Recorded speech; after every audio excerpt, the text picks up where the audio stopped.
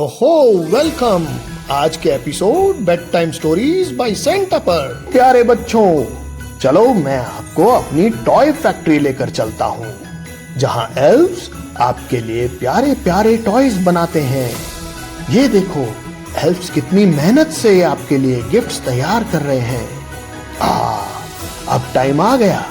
प्यारे बच्चों, आ जाओ। अब मैं आपको एक प्यारी सी कहानी सुनाता हूँ। आलसी राजकुमार और मेहनती राजकुमारी। बहुत समय पहले की बात है।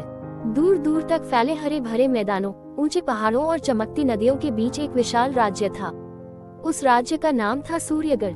सूर्यगढ़ अपनी समृद्धि, शांति और अनुशासन के लिए प्रसिद्ध था, लेकिन इस राज्य की किस्मत एक अजीब मोड़ पर आकर ठहर गई थी। सूर्यगढ़ के राजा थे महाराज वीर सिंह, न्यायप्रिय, साहसी और प्रजापालक। उन्होंने अपने जीवन में अनगिनत युद्ध जीते थे, लेकिन अब उनकी सबसे बड़ी चिंता युद्ध नहीं, बल्कि उनका इकलौता पुत्र था, राजकुमार आदित्य। राजकुमार आदित्य देखने में अत्यंत सुंदर था। लंबा कद, तेज नयन नक्श और राजसी ठाठ बाट सब कुछ था। लेकिन जिस एक चीज की उसमें सबसे अधिक कमी थी, वह थी मेहनत और जिम्मेदारी। राजकुमार आदित्य को आलस बहुत प्रिय था। उसे सुबह देर तक सोना अच्छा लगता, दरबार की बैठकों से वह बचता, और शिकार, युद्ध अभ्यास या प्रजा की समस्याओं से उसे कोई रुचि नहीं थी। वह अक्सर कहा करता, राजा का काम तो मंत्री करेंगे, सैनिक लड़ेंगे और प्रजा खुद संभाल लेगी। मुझे क्यों मेहनत करनी चाहिए? राजा वीर सिंह जब ये सुनते तो उनका मन दुख से भर जाता। वे जानते थे कि यदि यही हाल रहा तो सूर्यगढ़ का भविष्य अंधकार में हो जाएगा। अब इसी राज्य से बहुत दूर, पहाड़ों के उस पार एक छोटा सा लेकिन अत्यंत अनुशासित राज्य था, चंद्रपुर। चंद्रपुर की पहचान उसका वैभव नहीं, बल्कि वहाँ के लोगों की मेहनत और ईमानदारी थी। चंद्रपुर की राजकुमारी थी राजकुमारी अन्वेषा। राजकुमारी अन्वेषा बचपन से ही असाधारण थी। वो सुबह सबसे पहले उठती, योग और व्यायाम करती, फिर गुरुओं से शास्त्र, राजनीति, युद्ध कला और प्रशासन की शिक्षा लेती। दोपहर में वह किसानों के साथ खेतों में जाती, शाम को कारीगरों से मिलती और रात में राज्य के लेखे जोखे स्वयं देखती। राजकुमारी अन्वेषा का मानना था, राजा वही होता है जो सबसे अधिक मेहनत करे, न कि वह जो केवल सिंहासन पर बैठे। चंद्रपुर की प्रजा उसे केवल राजकुमारी नहीं, बल्कि अपनी बेटी मानती थी। समय बीतता गया। महाराज वीर सिंह को लगा कि अब राजकुमार आदित्य को बदलने का समय आ गया है। उन्होंने मंत्रियों से सलाह ली और एक बड़ा निर्णय लिया। उन्होंने घोषणा की, सूर्यगढ़ का उत्तराधिकारी वही बनेगा जो स्वयं को योग्य सिद्ध करेगा। राजकुमार को अब राजमहल की सुख सुविधाओं से बाहर निकलना होगा। राजकुमार आदित्य को यह निर्णय बिल्कुल पसंद नहीं आया, लेकिन पिता की आज्ञा के आगे वह कुछ कह न सका। उसी समय राजनीतिक संबंधों को मजबूत करने के लिए सूर्यगढ़ और चंद्रपुर के बीच राजकुमार राजकुमारी के विवाह प्रस्ताव की चर्चा भी शुरू हुई। जब राजकुमारी अन्वेषा को यह समाचार मिला कि उसे सूर्यगढ़ के आलसी राजकुमार से मिलने जाना है, तो वह मुस्कुराई और बोली, किसी इंसान को परखने के लिए उसके शब्द नहीं, उसके कर्म देखे जाते हैं।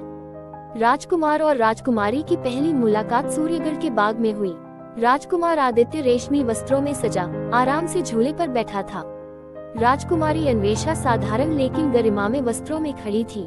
राजकुमार ने हंसते हुए कहा, राजकुमारी, आप इतनी थकी थकी क्यों लग रही हैं? राजमहल में तो आराम करना चाहिए। राजकुमारी ने शांत स्वर में उत्तर दिया, थकान वही महसूस करता है जो काम करता है। राजकुमार, आपने यह अनुभव नहीं किया, इसलिए आपको अजीब लग रहा है। राजकुमार पहली बार निरुत्तर हुआ। अगले कई दिनों तक राजकुमारी अन्वेषा ने राजकुमार को अलग अलग कार्यों में शामिल करने की कोशिश की। कभी किसानों से मिलना, कभी सैनिकों के अभ्यास को देखना, कभी प्रजा की शिकायतें सुनना, लेकिन राजकुमार हर बार कोई न कोई बहाना बना देता। एक दिन अचानक सूर्यगढ़ में भयानक संकट आया। लगातार सूखे के कारण अनाज की कमी हो गई। प्रजा में भय फैल गया। मंत्री घबरा गए। राजा वीर सिंह ने राजकुमार को बुलाया और कहा, अब तुम्हें आगे आना होगा। यही समय है खुद को सिद्ध करने का। राजकुमार आदित्य डर गया।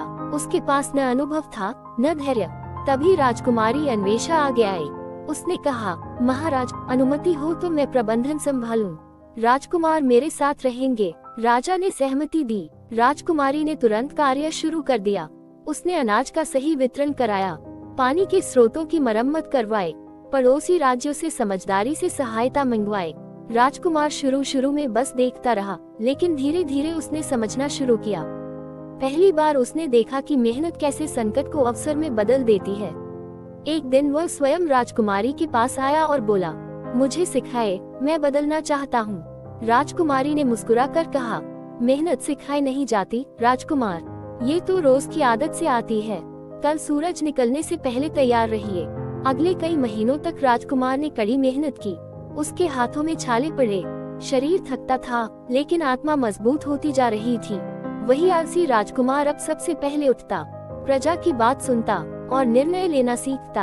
राजा वीर सिंह ये परिवर्तन देखकर भावुक हो गए। अंततः संकट समाप्त हुआ, सूर्यगढ़ फिर से समृद्ध हुआ।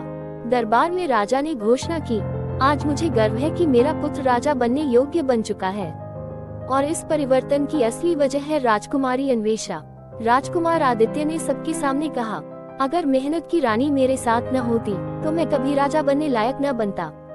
दोनों का विवाह हुआ, लेकिन ये केवल दो राजघरानों का मिलन नहीं था। ये था आलस और मेहनत के बीच जीत का उत्सव। राजकुमार आदित्य एक जिम्मेदार राजा बना और राजकुमारी अन्वेषा एक आदर्श महारानी। उनका राज्य आने वाली पीढ़ियों के लिए उदाहरण बन गया। और कहानी हमें ये सिखा गई, सिंहासन विरासत से मिलता है, लेकिन उसे संभालने का हक सिर्फ मेहनत से मिलता है।